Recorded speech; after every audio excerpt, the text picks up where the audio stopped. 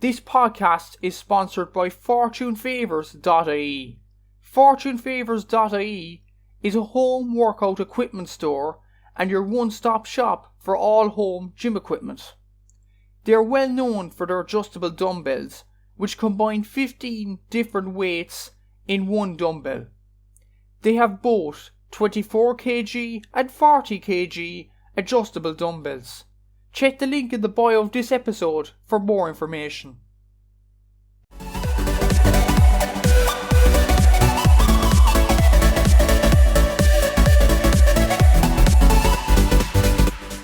So welcome back to the podcast. I'm here with Aaron Prendergast from GAA Fan TV just to discuss this weekend's much anticipated quarterfinals matchups. Like we have Derry and Clare on the Saturday, Dublin, Cork are two counties involved on the Saturday evening, followed then by Armagh against Galway on the Sunday, and of course Kerry against Mayo, which proves to be a classic down through the years, but seeing as Mayo are in bad form a small bit now, maybe Kerry will whitewash them, but I'm hearing Kerry have a few injuries, so that should be an interesting game as well.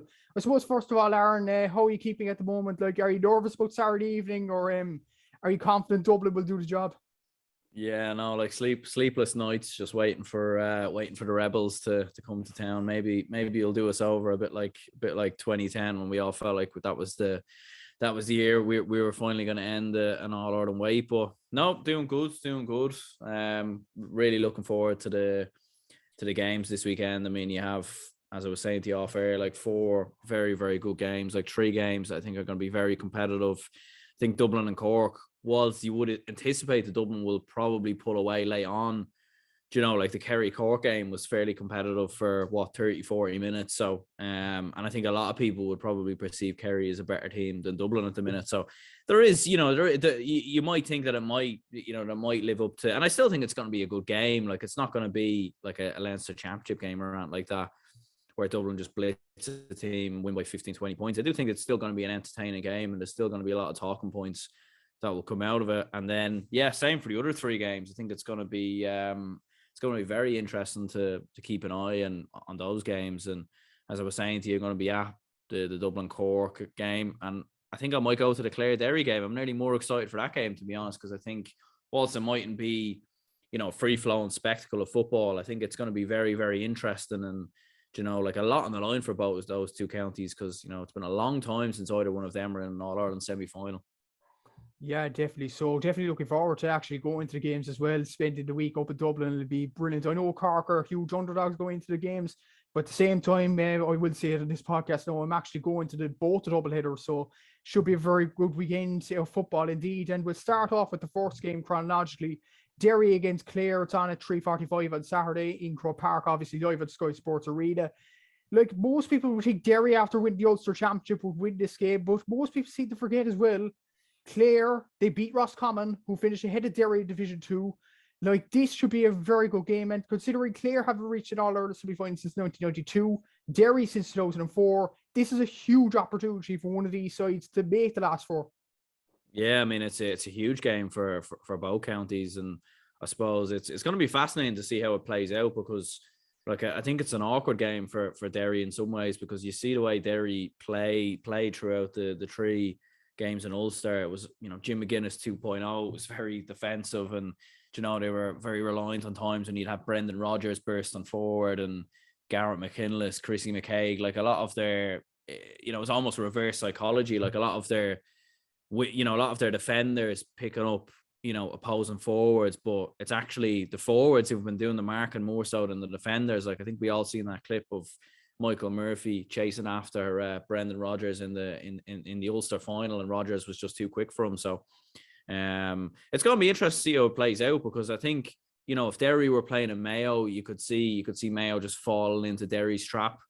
If they were well, obviously they couldn't play Dublin, but let's say they were playing an Armagh, say, for example.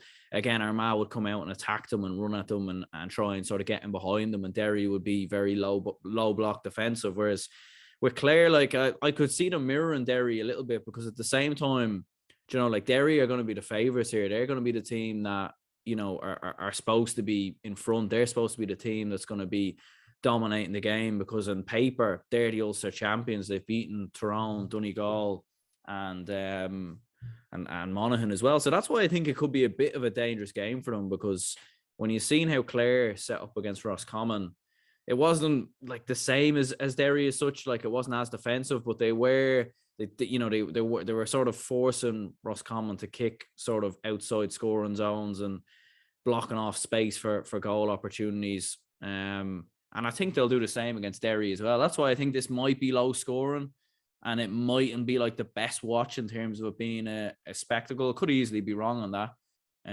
But I think it's going to be an awkward game for Derry. I really do. I would still expect them to pull through, but I do think this is a bit of a risky one, because also as well, like, there's a lot of pressure on them here, and there's no pressure on Clare. And for a team that's never been in this situation before to be in under this kind of pressure, it's going to be interesting. I know they came through Ulster, but at the same time in the Ulster final, like, there was a little bits of pressure, but it wasn't.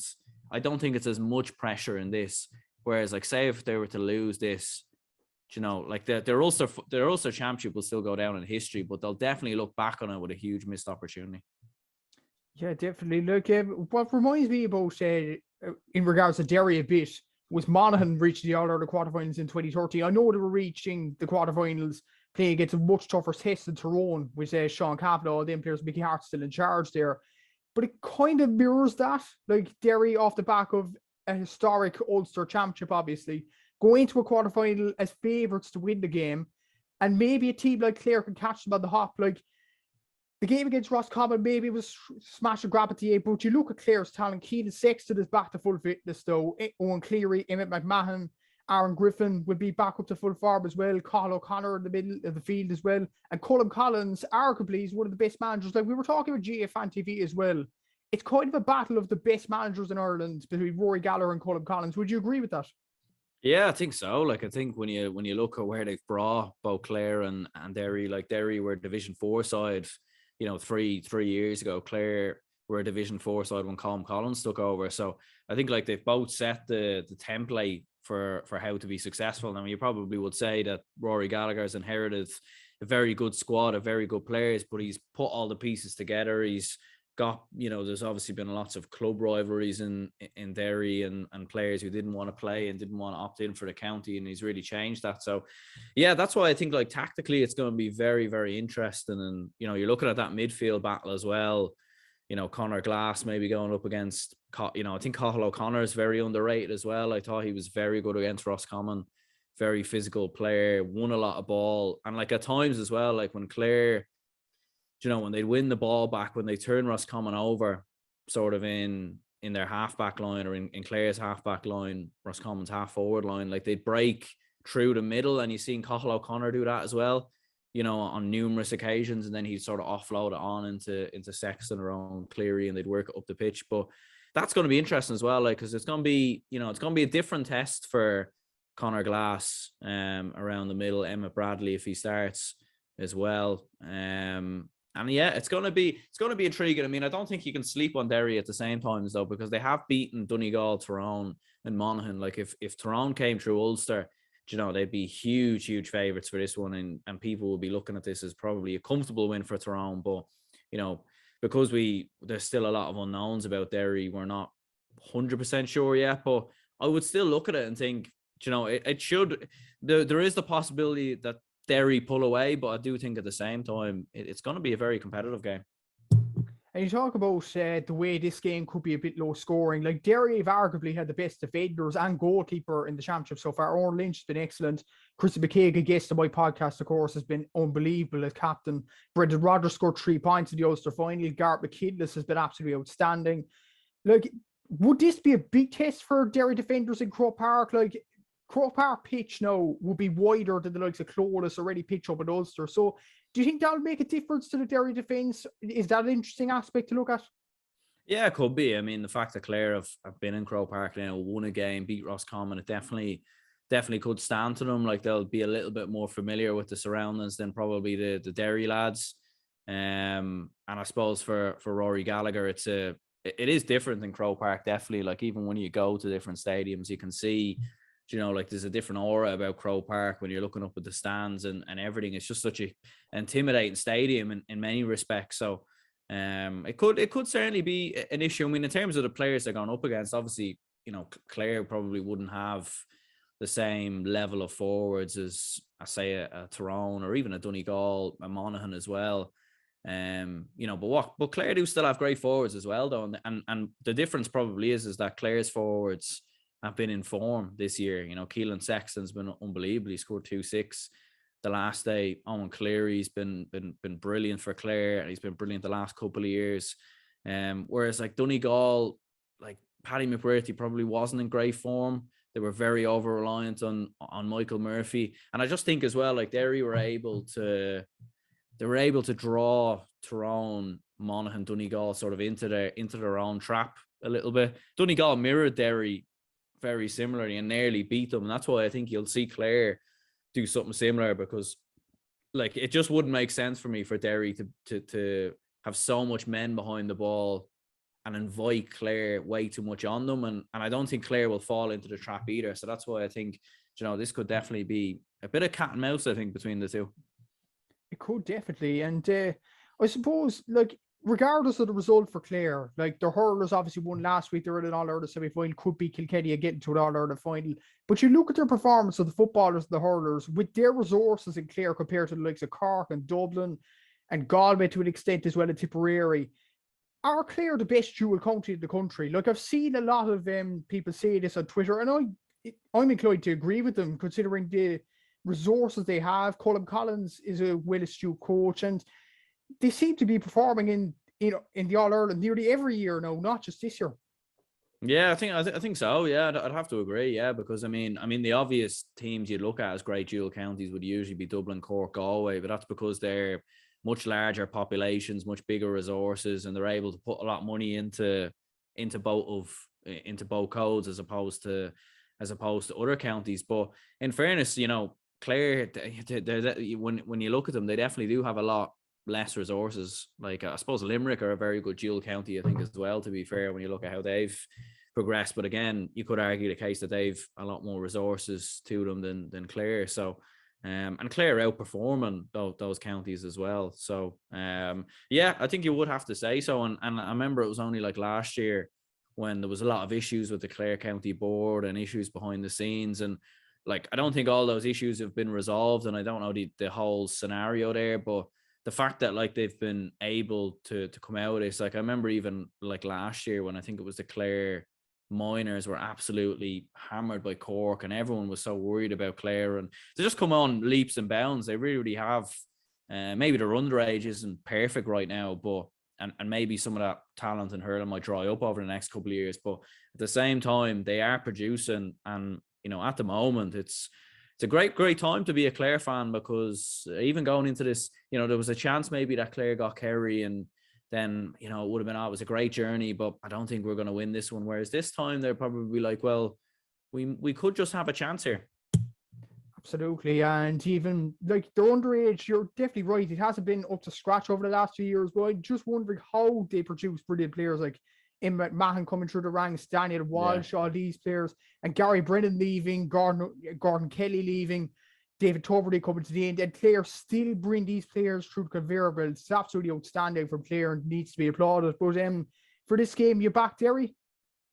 Yeah, I would back Derry just to narrowly come through. I do think they have the much better players, especially when you are looking at that, for like Shane McGuigan, I think in Croke Park could have a really, really big game.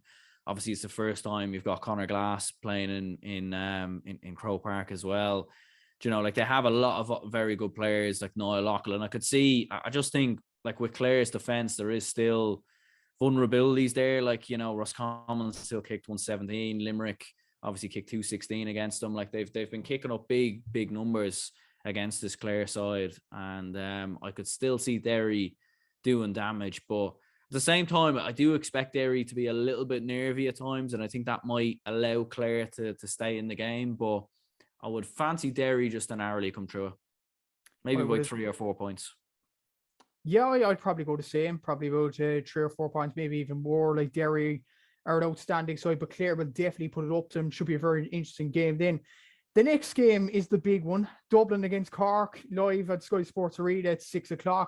Most Dublin fans wouldn't have been happy with the draw. To be honest, most Cork fans wouldn't have been happy with the draw either, knowing they'd play on a Saturday evening in Croke Park.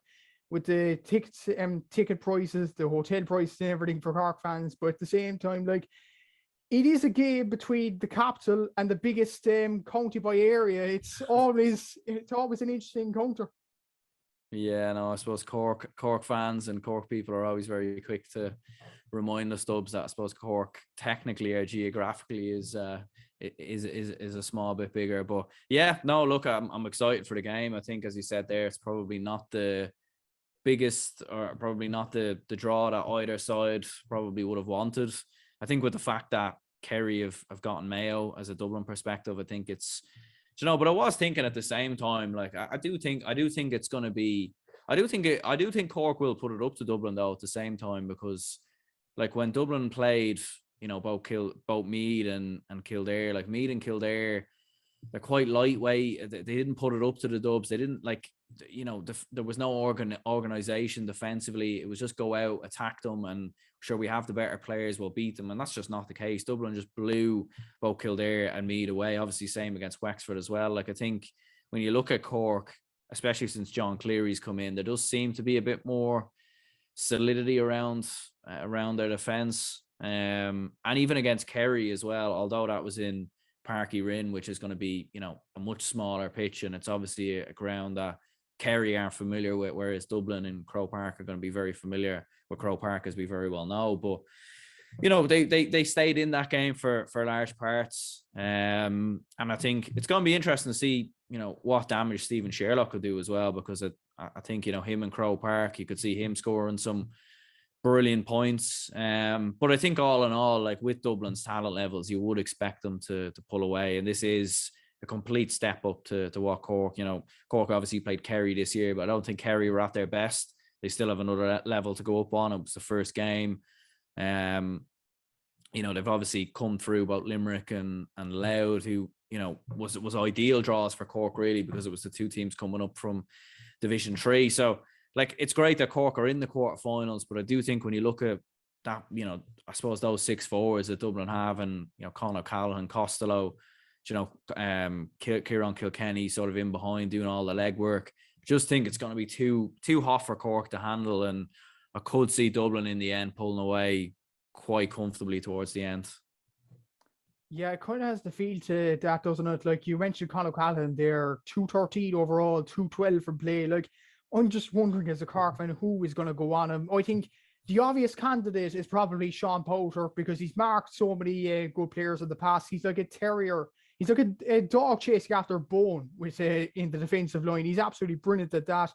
But at the same time, does that take the attacking elements out of Sean Powter if he's going to be on Conor O'Callaghan all game?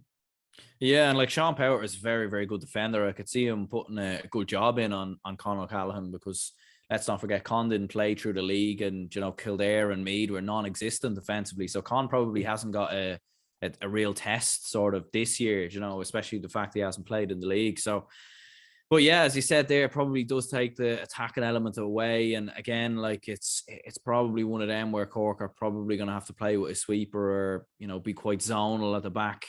I don't think they'll be going man to man or anything like that. I think they'll have a lot of bodies sort of in front of their own goal. So whilst Sean might be picking Con up, I don't think he'd be sort of man to man on him as such, because if you focus too much on Con, it's a bit like Kerry. Like, if you focus too much on Clifford, you're losing the other players that are on the team, like Costello. He kicked 2-1 the last day against Kildare.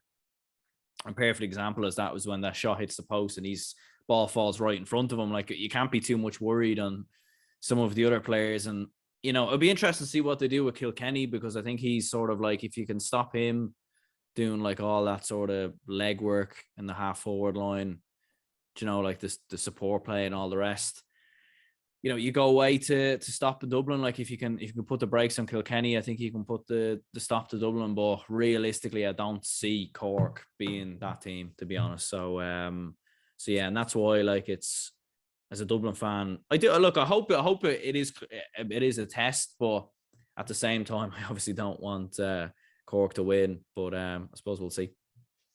We'll definitely see. All right. So I was actually seeing the match program I got from the 2019 Super 8 game. It was actually very interesting. when you look at the Dublin defence, the 7 defensive players, Cluxton's out of there, Philip McMahon's out of there, Cian O'Sullivan, obviously, Jack McCaffrey. But when you look at the Cork team, only 3 survivors, Brian Hurley, Matty Taylor, and Ian Maguire. Like, the turnover is absolutely ridiculous. And most of these Cork players, I've mentioned it so many times in your podcast, they haven't played in Croke Park. Do you think that's a challenge they'll relish, or do you think they'll be kind of starstruck over that? Yeah, I think it depends, really. I think the first 15 to 20 minutes, I think, are going to be crucial, because I think if Dublin come out flying and go kick 2, let's say they kick 2, let's say it's a bit like 2-3 to a point after 15 minutes, 20 minutes, you could see the heads drop. And, you know, like it's one of them things as well. Like, everyone has a plan until they get punched in the face. And like, you've seen that a lot of the times in Gaelic football, where maybe a team will set up defensively and try and frustrate a side. And we've seen this on perfect examples when teams have played Dublin. Like, Monaghan have tried this on numerous occasions, and then we'll just blow them away in the first half an hour, and then it's almost like it's game over. Like, that's kind of the knockout blow, you know. So I think the first 20 minutes to half an hour is going to be crucial for Cork. I think, like, the most important thing for them is just to, like, from what I've seen teams play Dublin and even Cork in 2019, is, you know, like, don't be like, for Cork lads, they can't be afraid to throw themselves into heavy challenges, to put blocks in, to, you know, get tackles in, to be physical and to be in the face of Dublin. Because, like, you've seen in the Kildare game, like, Kildare just stood off Dublin time and time again, and it was far too easy, and it looked like it was men against boys. So I think the most important thing for Cork is just to let Dublin know that Dublin might win the game, but that they're there to fight, and they're there to give the spirit and determination. And I think that's the most you can expect from them, really. Yeah, I suppose so. And I was actually looking at a stat from the Cork team selection. Since the Down game, Cork have only used 19 different starters. Now, I know it's something small, but at the same time, there's consistency in the team. Now, the half-back line's been the same. Most of the team's been the same. The full forward line's been the same. With O'Mahony, Hurley, and Sherlock. We know what Cork team's going to play. Like, in the past few years, under like Pat Healy and Roland McCarthy, I couldn't really predict the team. I could get within maybe 9 players or something like that. But now we know 14 are definitely going to start. Maybe there's one position that could be changed. But that has to be big for an underdog as well, to have that consistency in the team selection. Yeah, it is big, because obviously they'll know each other. They'll know which way they're going to play. And as I was saying to you on my podcast maybe a couple of weeks ago, I think, funnily enough, like, them being they obviously didn't want to be in a Division 2 relegation battle, but I think it stood to them, because they had to dig it out towards the end. Like, realistically, their championship started really when it came to that Down game, really, because they needed to win that. They then needed to go and beat Offaly to stay up, and then, you know, it was into the championship, then obviously the qualifiers as well. So they've sort of had 5 very meaningful games, and, you know, they've dug out 4 wins from those 5, so it definitely will stand to them. But I think at the same time, though, like, Dublin will Desi Farrell will have known very much from looking at the Cork team who's going to play, like, who's not going to play. You know, like, I'm sure they're going to come up with a plan for Stephen Sherlock, you know, like John O'Rourke or Brian Hurley as well. So, like, it's going to be interesting, all right. But look, I think I suppose the fact that Cork have had a regular team over the past couple of weeks might stand to them, but I think at the same time, you know, it's also going to make Dublin's job a little bit easier, because they're probably going to know their matchups and who to predict is going to play for Cork, obviously, you know, in training and in build up to the game.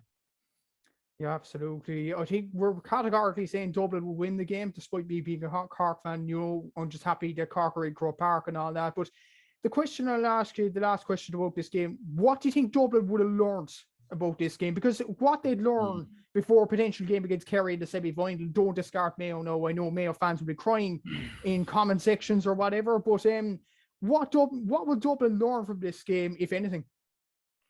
Yeah, it's a hard one to know. I mean, like, I was kind of thinking early, like, it'd be interesting to see maybe who would, because I think Stephen Sherlock, I know, like, Kildare have got they've got a great bunch of forwards in Jimmy Hyland and in Derek Hirwan, Daniel Flynn. You've seen at times they struggled against the Dublin defence, but it'd be interesting to see who picks up Sherlock. Like, you know, like, I mean, if you were looking at the the team sheets from the last day, it'd probably be Lee Gannon who'd pick him up. Now, I don't think they would put Lee Gannon on him because, like maybe McFitz would go in there, or, maybe John Small or someone like that. I'm not sure which way they do it, but I think that's maybe a learning point. That could be an interesting battle, all right, because I do think that would be a test. And again, probably won't learn like a whole lot really. Like, I think it just depends really on the way that the game on the way that the game pans out. Like, I guess, you'd imagine that Cork, from what I've seen, obviously they didn't play too much like this against Limerick and Louth, because Limerick and Louth were more so the defensive sides. But you'd imagine, like, I imagine so, that Cork are going to play like they did against Kerry, and they are going to keep a lot of men behind the ball and try and sort of keep Kerry at arm's length. And, that'll be something different to what Dublin have faced this year. But again, Dublin could run straight through them and just have too much for them and be too hot for them. So it really does depend on how the game goes, I suppose. Yeah, absolutely. Hopefully Cork will put up a challenge anyway for both our sakes, for both Dublin and Cork. But the next game on Sunday, I'm really excited about this game, and most people are, to be honest with you. Galway against Armagh, 1:45 on RT2. Now, like, a lot of people are saying Armagh will win this game because of their form, and rightly so. Their form against Tyrone and their form against Donegal has been outstanding. But when you look at Galway, the only team they've lost to this year is Roscommon. Like, people seem to forget that they've won Connacht. They've been absolutely outstanding scoring-wise. Shane Walsh has been brilliant. Patrick Kelly scored 3 goals in the championship.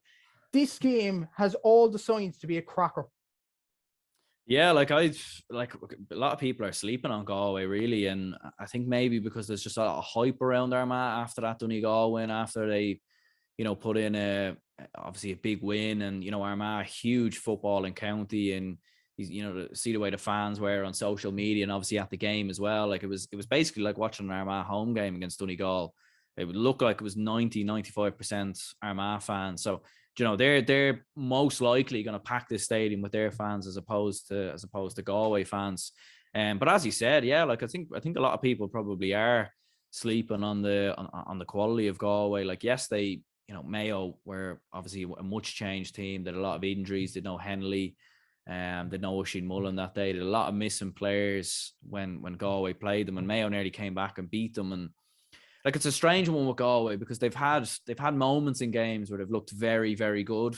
Like, the first half against Roscommon was probably one of the best sort of, flows of football I've seen from them under Pádraig Joyce. Like, Shane Walsh was unbelievable. His goal was incredible.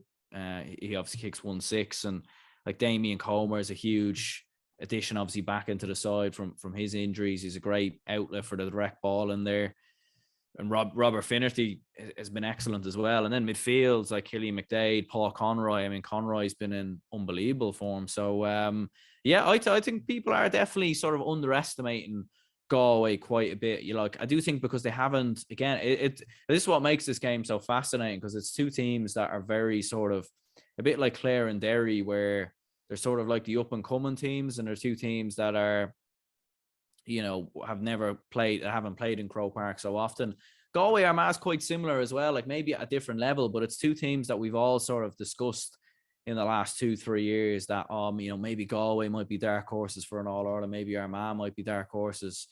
And here we go. Like, there's going to be an opportunity for one of these to get to an All-Ireland semi-final. So, yeah, I think it's, when you look at how both teams play, it looks set to probably be maybe a straight shootout, and probably one of the games of the year, I think. Yeah, absolutely. Like, Galway haven't reached another semi-final, of course, since 2018, but that was maybe a flash of the pan that year. They probably should have got to more semi-finals other than that. Armagh haven't reached the semi-final since 2005, so not on the scale really of Derry and Clare with it in terms of the last time they reached the semi-final, but at the same time, it's going to be huge for either of these counties to reach the semi-final, and they will play the winners of the Derry-Clare game, interestingly enough. So, like, there could be an All-Ireland final there if one of these sides win the game.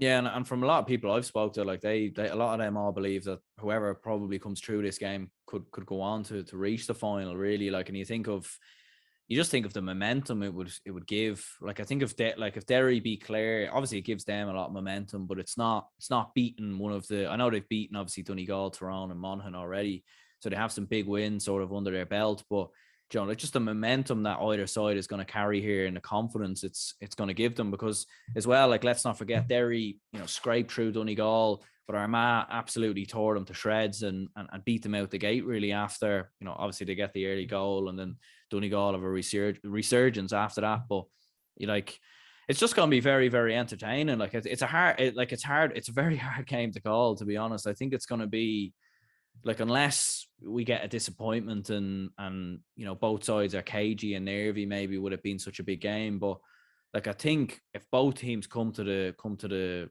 you know, to the floor here for this one, I think it's just going to be a very, very entertaining game. Like Rian O'Neill in Croke Park as well, obviously played there against the Dubs in the league, but generally hasn't been there too often. Shane Walsh hasn't been there too often either, other than, you know, league finals, maybe that All-Ireland semi-final as well that you mentioned. So there's a lot of moving parts. And yeah, I'm just very, very excited for it.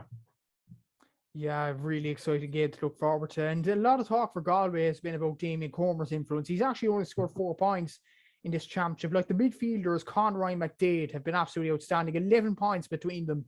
And when you look at Armagh's midfield as well, Ethan Rafferty might want to join in there as well, seeing as he wants to go out the field. Like, I find the midfield battle especially is going to be very intriguing in this game.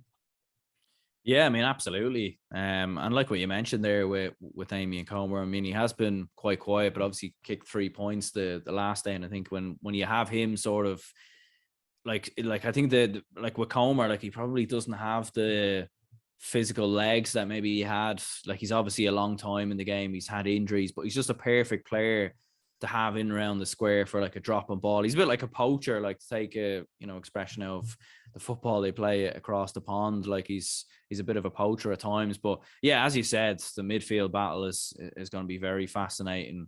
Like in terms of Stephen Sheridan, Ben Creeley for Armagh, and then obviously Conroy and maybe Killian McDade for Galway. So and yeah, like it's going to be interesting because like both sides play quite similar at times. They, you know, like they kick directly. You'll be seeing Galway trying to kick directly into Walsh. You'll be seeing Armagh looking for the outlet of O'Neill. Like O'Neill, obviously, O'Neill plays almost everywhere at times. Like he drops nearly into midfield, and you see him getting defensive blocks in there as well. So yeah, there's a lot of moving parts as well. Like Charlie O'Byrne's, like what kind of influence could he have? Like he scored 3 points the last day as well. So just a lot of moving parts. Like it's going to be very fascinating. Like what you would say is like Armagh probably get more scores from like their defenders when their defenders get forward as opposed to Galway, and maybe that might be a key difference. But yeah, I mean it's going to be very interesting, all right. And what is another interesting aspect, like Galway seem to kick long. They always have, to be honest with you. That's the way Galway play historically. They kick long into the forwards and let them do the jobs. But when you look at Armagh, especially, I cast my mind to the Croke Park game against Dublin. What they did was basically kick the ball into Rian O'Neill or Jason Duffy, whoever was on the end of the ball, and the ball's at the back of the net. It was entertaining football to watch. Do you think Armagh will have that tactic again on Sunday? And if so, how effective can it be? I'd say they'd have to do that, to be honest, because like I think like Galway have, whilst they have been brilliant attacking wise, like they haven't been perfect defensively either. You know, they did concede 2-16 against Roscommon. Like out of the first 4 sides in Division 2, they conceded the most. You know, they had one of the worst defenses out of any of the promoted sides this year. So like there is defensive vulnerabilities in there, and they're not the finished article. And you know, they did come up against a Mayo side that was fairly undercooked. You know, like it was a Mayo side that were obviously coming in on the back of an absolute hammering versus Kerry. They didn't have their best players out on the pitch, like Killian O'Connor, who just returns like from injury. You know, they didn't have Robbie Henley in there as well. Didn't have Paddy Durkin, so they had a lot of missing players. So I do think there is defensive vulnerabilities in there, and like if Armagh, like I suppose the worrying point for Armagh is at times, like I felt like against Donegal in the opening game in Ulster, and even at times at the end of the league, like they didn't, like when they back themselves and when they take risks and take chances and go for it and kick into O'Neill, and O'Neill, you know, they don't hold the ball. He sees the post, he shoots and he scores. Do you know what I mean? Like when Armagh back themselves and take risks, take opportunities, they're more than capable of winning this game. I nearly feel like if if they didn't do that, they'd almost be beating themselves, to be honest. It is a very interesting game. Midfield, attacking, even Ethan Rafferty coming up the field. Will he even come up the field in this game? Like it's very risky in Croke Park.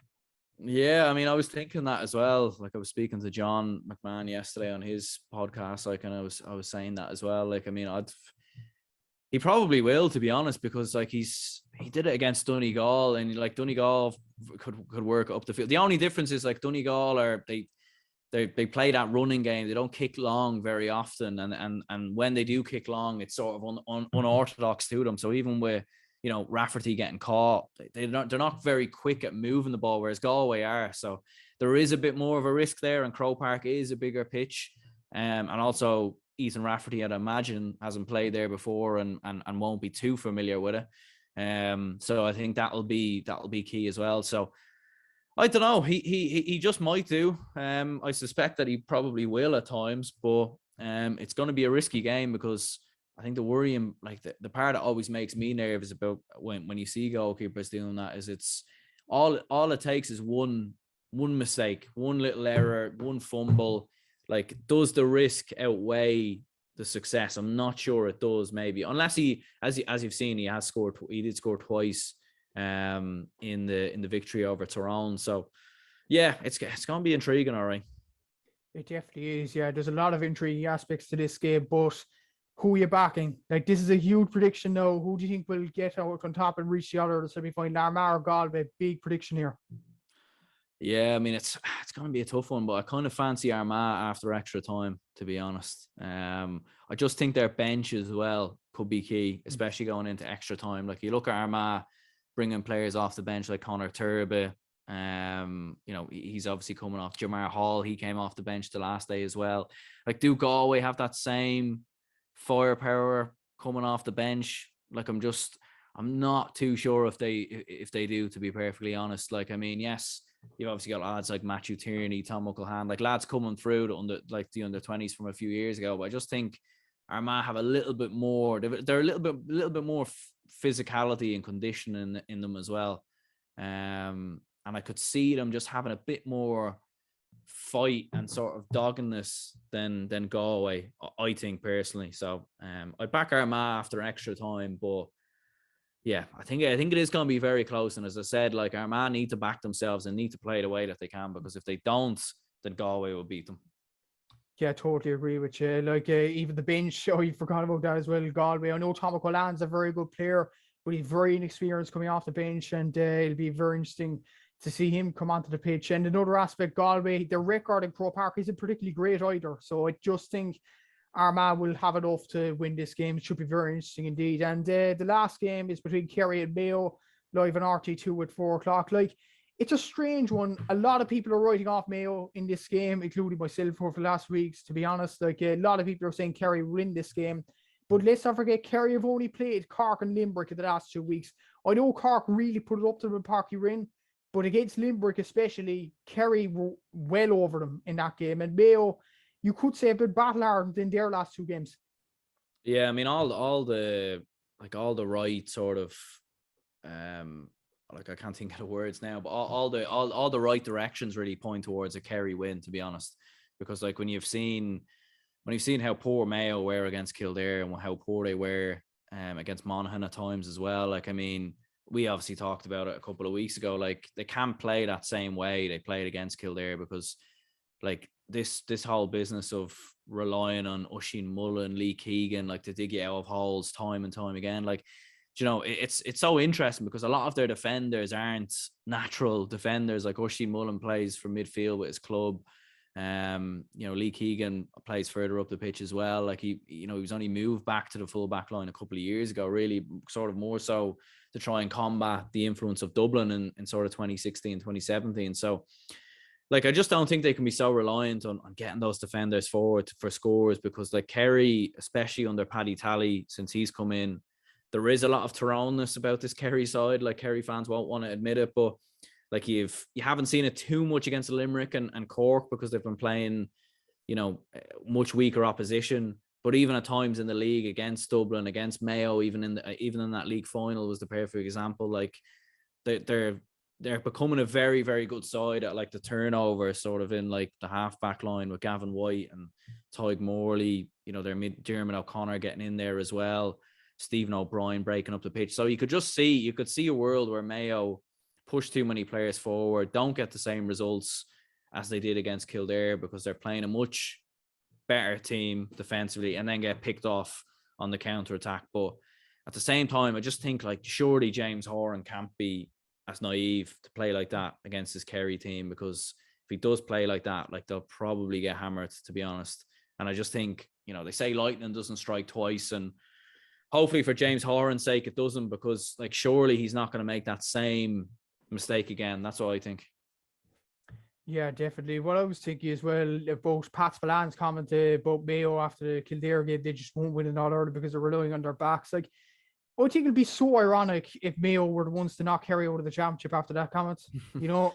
Yeah, maybe like, I don't know, like Oisin Mullen scores the winner or something like that. It would be funny, all right. Like, and like, to be fair, I don't think he's wrong. Like, I do think he makes a good point, but at the same time, like the thing is with Mayo, it's like if it was any other team, like if this was an Armagh who was playing this way, or if this was a Derry or a Galway, a Tyrone, a Dublin, but because Mayo just have this thing within them to find a way to pull through. Like I thought the exact same thing against Kerry in 2017, and although Kerry were sort of coming over the hill and were very much an agent side, Mayo went out that day and beat them. So like they just have this thing at times where they can produce big results out of nowhere. Like against Dublin last year, like not many gave them a chance, and we were all kind of saying the same thing, and then they found a way to win that game. So yeah, like I think it will be a lot closer than people expect, and I do think there'll be a chip on Mayo's shoulder a little bit, and you will see Mayo give the game to Kerry and give them a game. And there will be times in this game, I think, where we're a little bit sort of like, Jesus, Kerry are in a little bit of trouble here. So yeah, it's going to be interesting. Well, honestly, as a Cork fan, I hope you're right, Aaron. I hope Mayo actually put it up to them, but we'll have to see. But even look at the stats for Mayo, the scoring stats. Their top scorers for play is Owen McLaughlin with 4 points and Lee Keegan with 4 points. That tells you all you need to know, really, that their defenders have a lot of scores in them. But when you look at Kerry, I'm not sure. Killian Spillane won 3. Paul Gainey's been brilliant over the last few games with 6 points. Tony Brosnan with 4. Sean O'Shea with 6 points for play. But those was disrespect to Cork at that time, who were trying to rebuild under John Cleary, and Limerick in that Munster final ultimately. Did Kerry learn a lot from those games, in your opinion? I know they trashed Mayo in the league final as well, but even look at the Limerick game where they hammered 128 to 8 points. They didn't really learn much, did they? No, they definitely didn't. Like, I mean, it was just very, very convincing, really. Like the Limerick game was over after about 20, 25 minutes. Although Cork were putting up a fight to Kerry for, 30, 40 minutes or so, we always felt like Kerry were always in control of the game and they were always in front, and they never ever looked like losing the game, really. Like, let's be honest. So, yeah, like they wouldn't have learned too much. And, Mayo have been through the hill. They've been through 2 tough games. They've come through 2 tests. They've learned a lot in those games. I think James Horan should certainly start putting more players like, Fergal Boland in the team, or Darren McHale, because like those forwards have done quite well coming off the bench, I felt in the last couple of games. So yeah, like, but I think for Kerry, like, I think, yeah, this is really, because when I was speaking with John yesterday as well, I was saying, like, if Kerry lose this game, their last big championship win will have been against Tyrone in 2019. And I just think, like, you're going into 2023 then, like, all of a sudden, like, the years are ticking. And I know David Clifford's very young, and he'd go down as the greatest footballer of all time to never win an All-Ireland if it happened. But like, the years keep tick by, and all of a sudden, before you know it, like, 2014 was the last time they won it. All of a sudden becomes 9, 10, 12, 15 years without an All-Ireland, a bit like what we've seen with Dublin when it took them 16 years. And they had great players in the 2000s and just couldn't deliver against big teams. Could Kerry be something similar? So yeah, I think it's like, I've seen David Clifford, Sean O'Shea turn up enough times against your Tyrones and all, even last year. But I think it's important for, your Paddy Clifford, Tony Brosnan, Stephen O'Brien to deliver, because Kerry will need more than just Clifford and O'Shea, like in terms of their forwards, if they aren't going to win the All-Ireland. I was seeing an article there from Mark O'Shea. I think it was from the Independent or something. It was after Derry won the Ulster title. He was saying that Dublin and Derry are ahead of Kerry. Kerry are third favourites for the All-Ireland, which in most people's opinions, and in my opinion, I thought it was absolute tosh he was talking about. Do you think this is kind of a strategic plan for these Kerry greats, trying to, up the opposition so there won't be much focus on their players?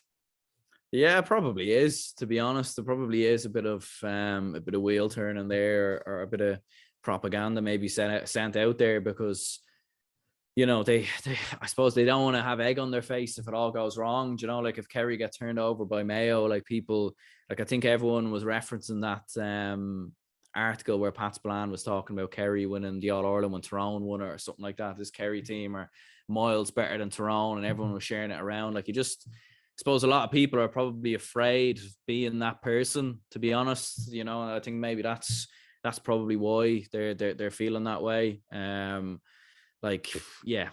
definitely don't think you can have them as the third best in the country. I think they have to be number one at the minute, because they haven't lost a game this year. They drew with Kildare, they won every other league game. Actually they lost against Tyrone in the league, now that I remember it. But all the big games they've won. They beat Mayo in the league, they beat Dublin in the league. So I think they have to be considered number one at the minute. They have to be, and even going into the game, I have a contact from some Kerry people that there's injury problems with the camp. David Clifford might not be the fittest for this game, and Jack O'Connor said this morning that he is fit for the game. So, right, yeah. I don't know. Is there just a bit of fellas from Kerry trying to play us a bit? I'm not entirely sure, but it's a tough one. Yeah, it's hard to know.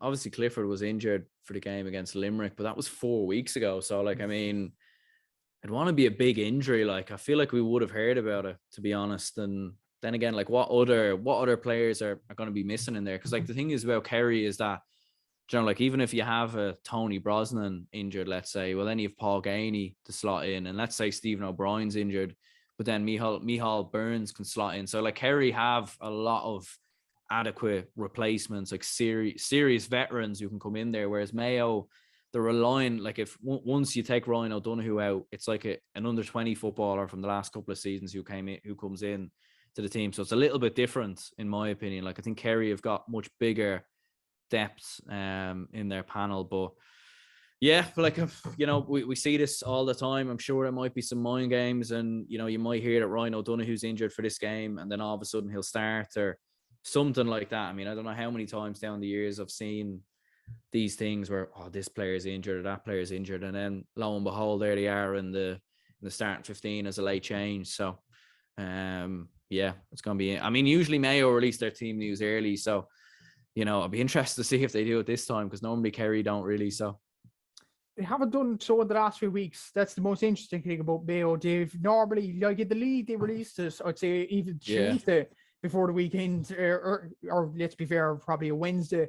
But recently they've released it on Friday night, Saturday morning, maybe even Sunday morning this week, just to keep the suspense there. I'm not it's a very interesting game where it's going to be mind games galore. And look, I'm thinking about this. I know Mayo's defenders have performed pretty well scoring wise. The thing is with Kerry forwards, they're absolutely brilliant scoring, like Killian Spillane, Sean O'Shea, David Clifford. My issue with them, are they willing to track back? If Lee Keegan goes forward, if Oisin Mullen goes forward, if Owen McLaughlin goes forward, are the Kerry players willing to work for the team then? Yeah, well, that's the big point, isn't it? That is the big question. I think that's probably where the game is going to be won and lost. And to be fair though to Kerry, what I have seen from them this year is that their forwards have been much better tackling wise.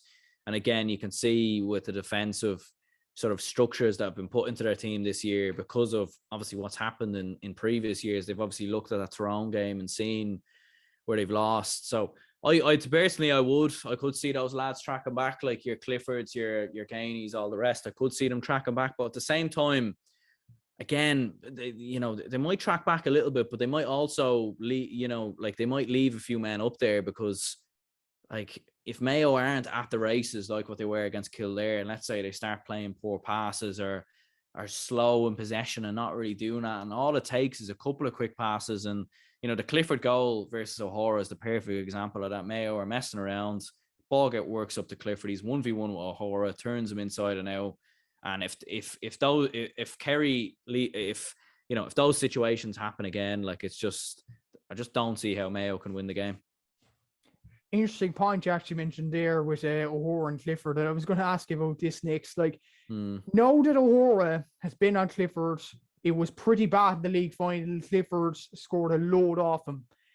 Do you think Oisin Mullen or somebody like that in the Mayo team will actually be put on Clifford if he plays, of course, if the Kerry fans are lying through their teeth? But do you think Oisin Mullen or any other defender for Mayo, or even Lee Keegan, who's done well marking players in the past as well, could go and do a better job on Clifford? Yeah, it's such a hard one to know, really, because I think Oisin Mullen's a very, very good footballer. I think around midfield he's very good, and I think attacking wise he's very good. I'm nearly surprised he doesn't play as a wing forward at times, because I think he's very good up there. But I've always said, and I've said this in previous videos, I don't think he's the best defender, to be honest. He marked Con O'Callaghan in the All-Ireland final in 2020. Con done very well, won man of the match, was picking up Cathal McShane when he came off the bench in 2021. He ends up getting a goal, changes the game. So personally, I wouldn't put Mullen on him. O'Hara hasn't started the last two games, so I don't think it's a big ask for him to come back in. He actually made a big difference when he came on, to be fair to him. And I actually do think, physically, he's quite strong against Clifford. So I don't think he'd be the worst. I can see why Horan put him on Clifford. And even you could put Keegan on Clifford. But I think the main thing really is just not leaving yourself so exposed. I think that's the main thing, really. I think regardless of who goes on Clifford, because I don't think the problem really was O'Hara being on Clifford. I think it was more so the fact that they left themselves so exposed. They left it 1v1. They can't leave themselves in that situation again. They have to at least have, they have to at least be in a position where if Clifford goes around O'Hara, he's doing it for a point, or there's other men there that can cover. So, I think it's going to be very, very fascinating. I'd love to see the Keegan and Clifford matchup. I think Keegan would do the best job on him, but at the same time, that takes away Keegan's influence further up the pitch. But then again, could that be a master stroke? And then maybe you're pushing Keegan further up the pitch and he's dragging Clifford with him. So, it's going to be very fascinating. Should be very fascinating indeed. Very interesting battles there. And it'll be interesting to see actually if Mayo set up defensively. They don't usually do that. I'm not sure they will now on Sunday, not at all. But it should be very interesting to see what happens. I'm assuming you're predicting a Kerry win now, but by how much? Do you think it'll be a tighter game, or do you think it'll be a whitewash like the league final? I don't think it'll be a whitewash like the league final. I'd say 5 points, is what I'd go for. I do think Mayo will play a lot better. I think this could be one of their best performances of the year so far. And I think it might be a scenario of too little too late. We've played very well here, but unfortunately it's just not enough. Maybe if we played a bit more like this and built a bit more momentum in the last couple of games, we could have had some momentum. And as he said, Mayo, they aren't a defensive side. It's never really been in their DNA. And, you can't just switch up and be defensive for this game and mirror what Kerry do, let's say, for example, because you can't learn a system like that in 2 weeks. It's just impossible. And they just don't have the defenders anyway, because most of the defenders are midfielders and forwards. So, it's going to be interesting. I think for Mayo, I think if they can just have that balance and at the same time, I suppose for Mayo and for if I was James Horan, I'd be telling the Mayo players 2017, 2016, when you put it up to the Dubs, obviously not all them players are there, but it's going to be very interesting. But I just think Kerry will have a bit more and win it by 5. Yeah, I'm going to go Kerry as well. I'm going to go a bit less because I think Mayo will have something in them surely in this game. I think it'll be about 3 points. But I was listening to your podcast or something. I think there was a tweet by yourself. Wouldn't it be Mayo-esque to beat Kerry, to then beat Dublin, and then to lose to Clare in the final. Like, you know, it's Mayo all over. Yeah, no, you could envisage a world where that happens. It nearly sounds like, you know, written in some ways, because that's just how it's gone. Like, I mean, and even I was even thinking as well, if they were to beat Kerry, beat Dublin, and then lose to Galway in the final, like, it just, you know, like, I mean, there's a lot of permutations in there. Like, even if Mayo do come through Kerry and Dublin, they're going to be like, you, as a Mayo fan, you'd be excited for an All-Ireland final, but Jesus, like, you'd be up to your eyeballs, like, going into that final if it was against Galway or Clare or even Armagh or Derry, because, you know, Mayo are going to probably be the favourites. So, yeah, it probably would be the most Mayo thing ever. It would be like, it'd be Mayo all over, and their fans would be crying in the seats again in All Ireland final day.